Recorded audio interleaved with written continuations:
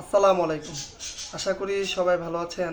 যে বিষয়টা শেয়ার করব, দেখেন, আমরা সরাসরি কাউকে চাকরি দিতে পারি না, ঠিক আছে? আমাদের জায়গা থেকে আপনাদের যোগ্যতা অনুযায়ী আমরা ইন্টারভিউ ব্যবস্থা করে দিতে পারি।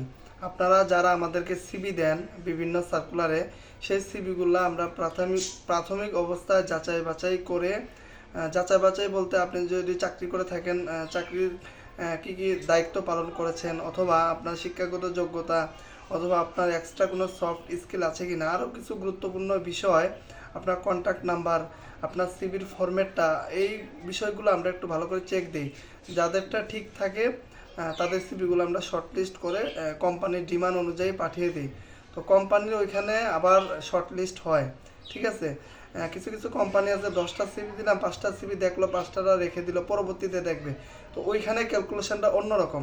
তো এই জন্য আমাদেরকে অনেকে ভুল বুঝেন যে আমরা ইসিবিতে এত সিভি দিলাম, শর্টলিস্ট হইলাম, ইন্টারভিউ কল পাইলাম না, চাকরি হইলো না। দেখেন ভাই, আপনি যে আমাদেরকে সিভি দিবেন, আপনি ইন্টারভিউ কল পাবেন, চাকরি পাবেন, এরকম না। বিষয়টা এরকম না, বুঝতে পারছেন? আপনারা কেন বারবার আমাদেরকে সমালোচনা করতেছেন, আমাদেরকে ভুল বুঝতেছেন? আমাদের জায়গা থেকে যতটুকু সম্ভব, আমরা তো কোম্পানির মালিক না বা কোম্পানি এইচআর না। প্রাথমিক অবস্থায় আপনাদের সিভিগুলো কোনো ভুল টুল আছে কিনা এগুলো আমরা একটু দেখে তারপর সিভিগুলো আমরা এইচআরে পাঠাই, বুঝতে পারছেন? ওইখানে ক্যালকুলেশন হয়। ওইখানে কি ক্যালকুলেশন আমরা এটা জানি না ভাই। অনেকে বেতনের কথা জিজ্ঞাসা করেন, ডিউটির কথা জিজ্ঞাসা করেন। তো আমাদের কাছে যখন যে তথ্য আসে আমরা কিন্তু শেয়ার করে দিই।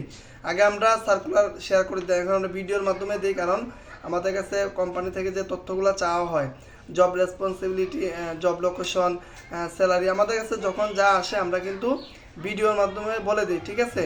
এখানে ইন্টারভিউ বোর্ড এমন একটা জায়গা, ওইখানে সব হিসাব নিকাশ হবে, ঠিক আছে? তো আপনারা ইন্টারভিউ দিতে হবে। ইন্টারভিউ বোর্ডে আমরা তো বললাম আমরা কোম্পানি মালিক না। স্যালারি বিষয়, আদার বিষয়, সব কিছু কোম্পানি পলিসি নিয়ম অনুযায়ী হবে।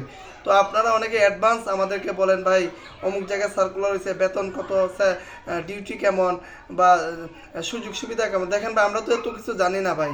আমাদের কাছে যখন তথ্য আসে আমরা শেয়ার করে দিই, আর যেগুলো জানি না ওগুলো তো আমরা ভুল বলে তো আমাদের কোনো লাভ নাই, তাই না?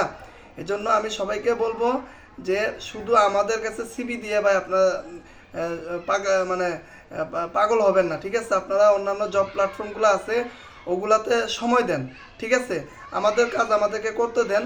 আপনারা যদি আমাদের দ্বারা ক্ষতিগ্রস্ত হন তাহলে সেটা বলবেন যে ভাই আমি আপনাদেরকে সিভি দিয়ে আমার ক্ষতি হয়েছে, তখন সেটা আলাদা বিষয়।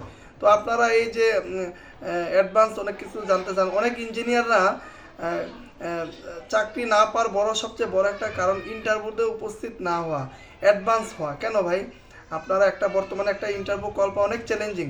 একটা ইন্টারভিউ দিলে যে আপনার কতটুকু অভিজ্ঞতা হবে, আপনার কনফিডেন্স যে কত ভালো হবে, তো যারা ইন্টারভিউ দেয় শুধু তারাই জানে। এই জন্য ইন্টারভিউ দেন, যেখান থেকে ইন্টারভিউ কল আসুক ইন্টারভিউতে উপস্থিত হন। যত ইন্টারভিউ দিবেন তত আপনার অভিজ্ঞতা বাড়বে, আপনার কনফিডেন্স বাড়বে। তো ধন্যবাদ সবাইকে। আশা করি বিষয়টা আমি বুঝাইতে পেরেছি আপনাদেরকে। আসসালামু আলাইকুম।